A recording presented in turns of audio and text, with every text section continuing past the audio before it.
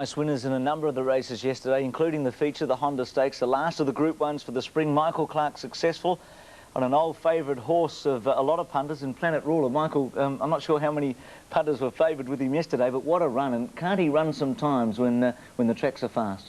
Yes, Bruce, he's an exceptionally good horse, and he can win from 1200 to yesterday's distance of a mile and run very fast time. He was the oldest horse in the race at 8 years, and probably we did overlook that he'd won twice before at Group 1 level at that distance, the George Main and the Toorak Handicap. Yes, and 55 kilos yesterday, Keith, for him was a probably luxury weight. Even though he's been out of form a little bit, he does take a little bit of racing to come right, and yesterday's distance was probably ideal. As he's getting older, he's looking for a little bit more distance. Hasn't it been a great season for 8-year-olds, though?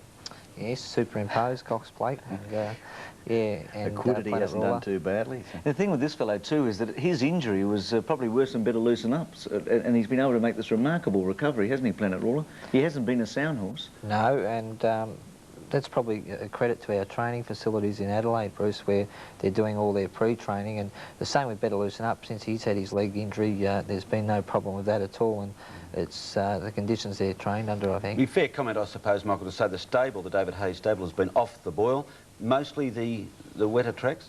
Well, this spring's been, you know, so wet, and we haven't had the conditions to suit our horses, and I think it's put the progress of our 2-year-olds well behind, and the wet conditions don't suit a lot of our older horses, Keith.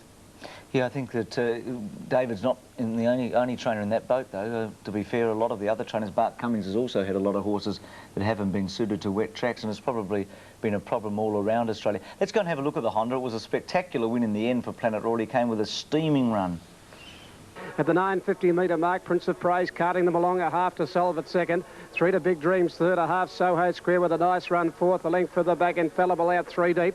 Then Ready to Explode over on the inside, Veins of and followed by Take the Road. Dan Jicky out wide and further back, Matinee Idol followed by Excited Angel, and pulled out wide then is Palm Beach Vows. Back to the rail from Prince Algeria, fairway back from Let's Hurry, T-Habit, Black Sun and Planet Ruler. Homeward bound Solve it on the outside of Prince of Praise. They're a length and a half to Soho Square. Big Dreams trying to get out from further back, then Ready to Explode, and Vows about to get its way clear. Then Take the Road, Dan Jicky down the outside. Prince Algeria's not in the race. Soho Square got to Solve it. Prince of Praise at the 250-metre mark from Vows, and then Dan Jicky followed by Take the Road.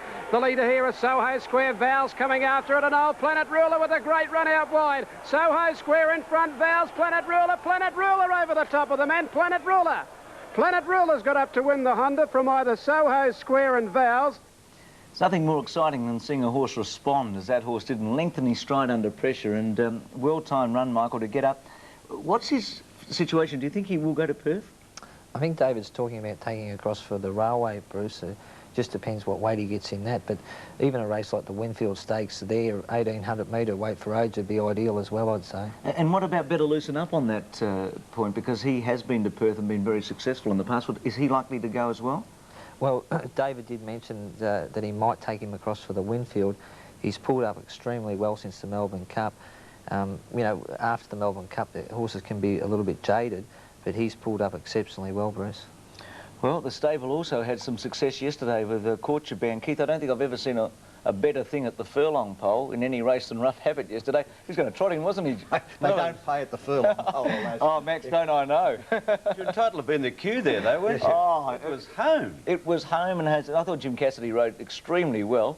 Well, every commentator made a reference to it being home. I think the course broadcaster, Greg Miles, said making light of his big weight or something like that, you know. Now, did he... I'm going to ask you this question. Did he fail to stay 2500, or... Remember in Brisbane when he had a race one and Rosser Boy. Yeah. What do you think on that, Max? Because you're very controversial. No. Say something again. I say he had 59 kilos. I'd say if he had 56, he would have stayed the distance all right. It was a course record. It was running at a very fast time. He was conceding 10 kilos, obviously, to a very dour stayer. It was just a matter of the weight and the time that beat him, but Rough Habit is still an outstanding racehorse. A year ago I said on this program that Rough Habit really shouldn't be going to Japan. The connections have never forgiven me, so today I'm saying nothing.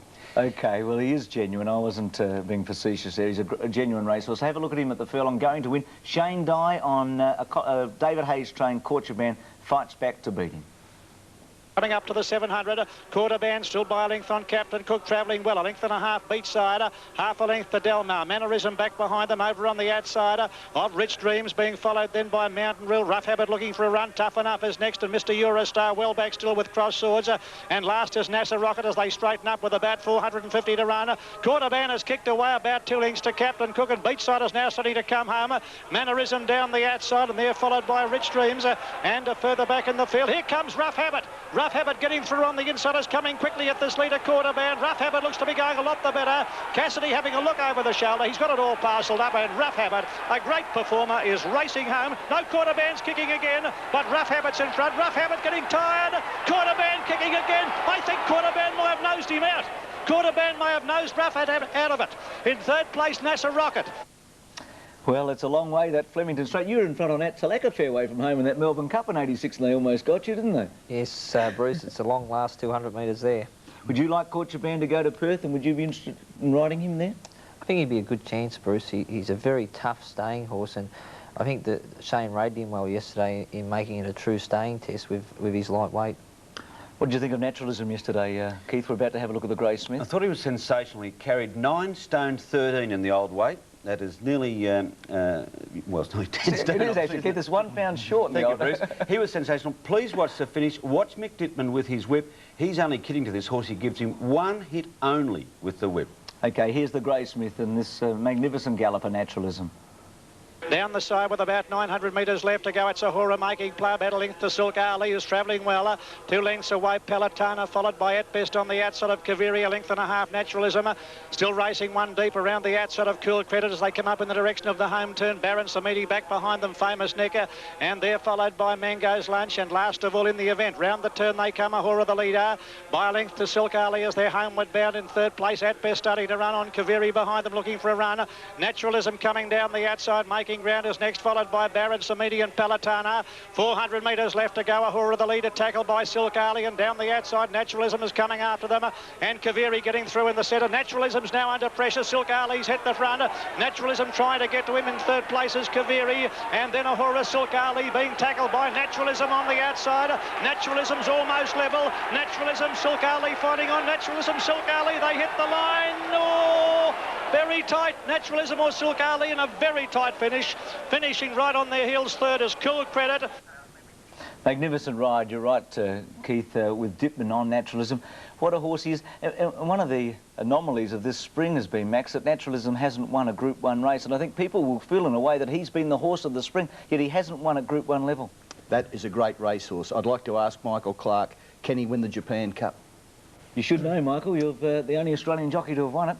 I think he can, Max. He's a great horse where he can quicken in his race, and he's got a tremendous sprint, and he takes a lovely position in a race, and you could say, you know, over 2400 he's going to have the run of the race, and with his acceleration he's going to be very hard to beat in the Japan Cup. He'll want to be. This is the best field they've ever had. AP Indy looks like running now, the horse that won the $3 million race last week in America. He's the horse of the year, and user-friendly, and Saboti could look like running. I think Naturalism has all the ingredients to be most competitive. Incidentally, it's modest, Michael, this morning, because congratulations, Michael, you have been chosen to represent Australia in the Super Jockeys series in Japan. Well done. Thank you. When's that on, Michael? Is that the 5th and the 6th of December, Bruce, which I'm looking forward, you know, very much to going over for. Well, that's just after the Japan Cup. That should be tremendous. Let's go back to the Oaks on Thursday. An upset here in a way. Love Comes to Town was very short price favourite. Didn't fire a shot. And slight chance, Shane Dye gets into a bit of trouble. We'll show you about that in a moment. At the start of the race, went to the front, and she showed a lot of courage to win. Then Queen's Choice, followed by a 0 at the 800 metre mark from Kingston Spirit. Love Comes to Town back second to third last, with Bubble Over starting to come to the outside, and last of all in the Oaks is Burst, but taken out deep. At the 700 metre mark they race now, and the leader Slight Chance about a half in front. Mahaya's gone up on the outside, and the Sydney fillies turn for home in front. Mahaya now on the outside of Slight Chance, where they flatten for the run home. Then Goog's Dream, followed by a 0 further out. Further back then came Kingston Spirit. Love Comes to Town, still about 6 lengths off them, and Burst down the outside. Mahaya got its head in front, 300 to go. Slight Chance fights back. Further out is Burst, then Love Comes to Town under pressure from Yodelay. Slight Chance and Mahaya. Dyer's got Slight Chance to